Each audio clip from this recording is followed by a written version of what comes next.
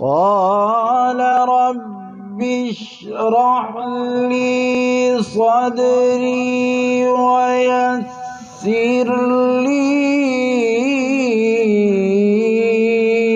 أمري واحلل عقدة من لساني يفقهوا قولي.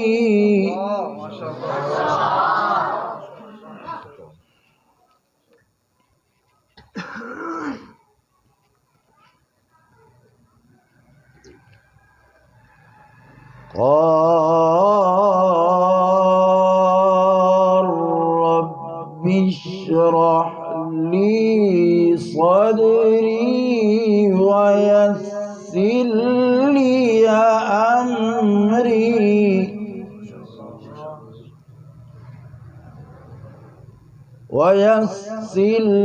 لي أمري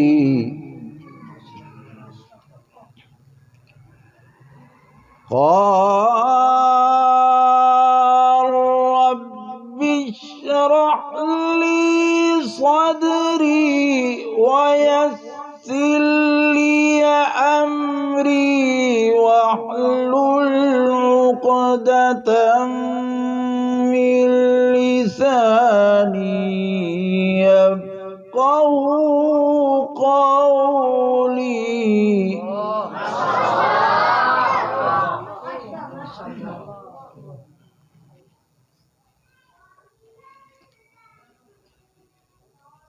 واجعل لي وزيرا من أهلي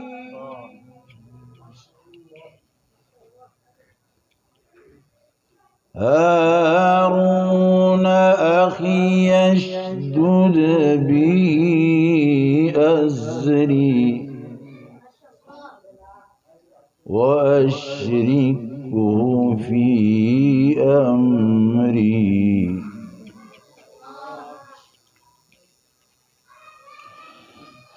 واجعل